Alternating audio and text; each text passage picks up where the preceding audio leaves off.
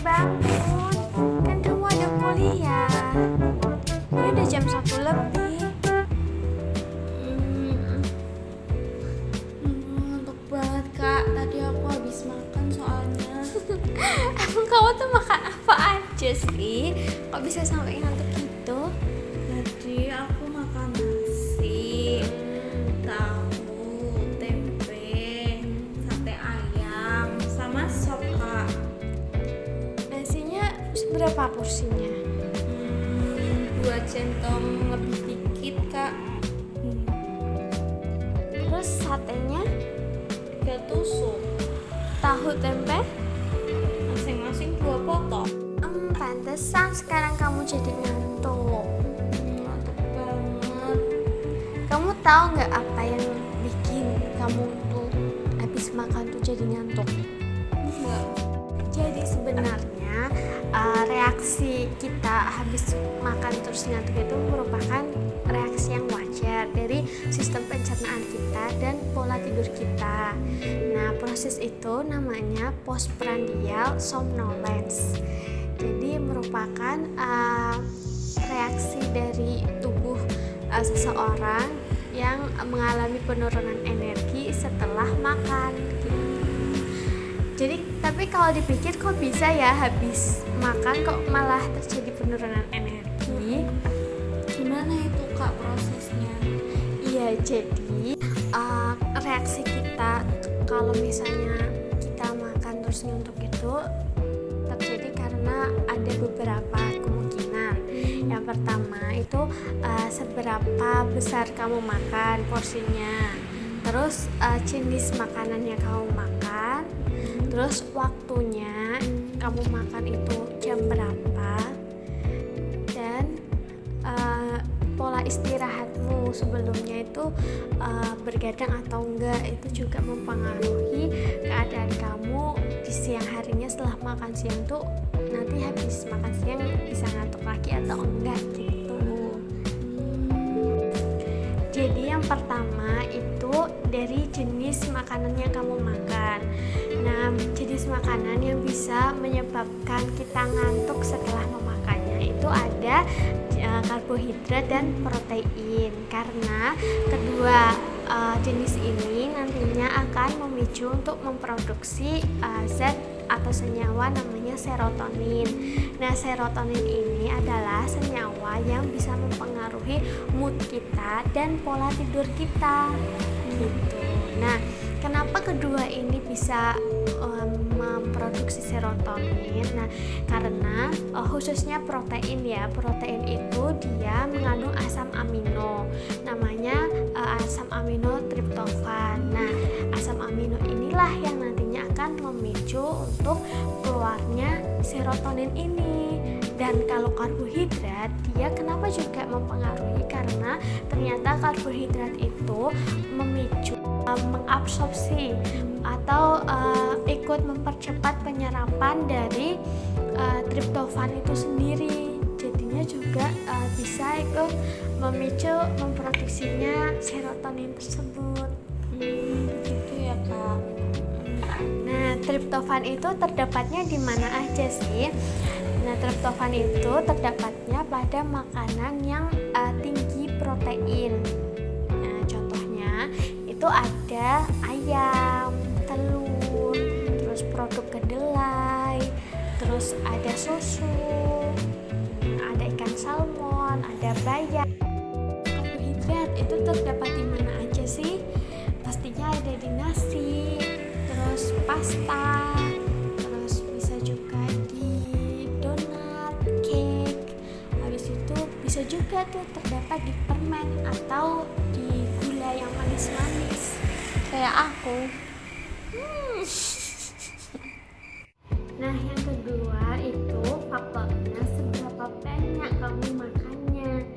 Nah, penelitian itu menunjukkan kalau misalnya orang yang makannya itu lebih banyak itu lebih berisiko mengalami postprandial somnolence atau rasa ngantuk setelah makan itu sendiri.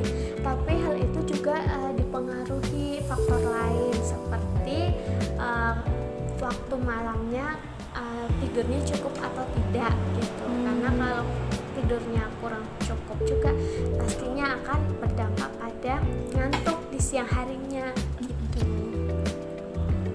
Terus yang ketiga itu kapan kamu makannya. Jadi setiap orang itu dia memiliki jam biologis atau ritme sirkadian yang mengatur pola tidur pada setiap individu. Nah, pola ritme sirkadian ini juga dipengaruhi sama waktu makan. Jadi sebenarnya sudah ada penelitian itu menyebutkan bahwa secara alami terjadi penurunan atau jeda energi itu pada jam 2 pagi dan 2 siang. Jadi setiap jam 2 pagi atau 2 siang itu kadang kita merasa mengantuk karena terjadi itu jeda energi. Nah, itu juga yang dijadikan alasan untuk seorang yang mengalami tidur siang gitu. Ya itu kan tidur siang kan sekitar jam segitu kan? Karena memang pada jam segitu itu terjadi jeda energi gitu. Terus ada contoh penelitian lain yaitu meneliti para pekerja yang shiftnya malam. Nah di situ ada yang dia makan malam sama nggak makan waktu malamnya. Nah hasilnya ternyata pekerja yang makan malam pada shift malam tersebut nantinya akan mengantuk pada jam 4 pagi dibandingkan sama yang tidak makan pada malam harinya. Terus mungkin bingung ya harus makan atau enggak, kalau makan nantinya ngantuk, kalau enggak makan nantinya lemas, Lapar gitu ya iya. Kak. Nah ada beberapa tips yang bisa kita lakukan untuk menghindari ngantuk setelah makan. Yang pertama itu makan kecil tapi sering. Jadi setiap beberapa jam kita harus makan untuk menjaga tingkat energi yang mencukupi. Terus yang kedua, pastikan pada malam harinya kalian itu tidurnya berkualitas. Jadi cukup secara jamnya dan kualitas tidurnya itu baik, yang artinya dia tidak kebangun-bangun terus gitu. Karena orang yang mengalami ngantuk setelah makan siang itu kebanyakan memang mungkin pada malam harinya itu tidurnya kurang cukup. Terus bisa juga tuh mengatasi ngantuk di siang hari dengan jalan-jalan ringan gitu, olahraga ringan, Jogging gitu mungkin bisa ya Kak? ya kalau memungkinkan jogging ya jogging, tapi kalau misalkan enggak ya udah jalan-jalan aja gitu biar gak ngantuk. Nah, biasanya kalau diem aja ngerjain tugas, baca atau apa itu malah semakin ngantuk gitu kalau tidak berkegiatan. Tapi kalau untuk aktivitas biasanya rasa ngantuk itu berangsur menghilang gitu. Terus bisa juga kalau memang memungkinkan tidur siang sebentar aja 5 menit itu udah cukup merefresh kita lagi yang tadinya ngantuk itu jadi nggak ngantuk gitu. Terus yang terakhir itu pastikan kalian itu minum air putih yang cukup gitu, karena bisa jadi ngantuk itu juga tanda-tanda dari dehidrasi.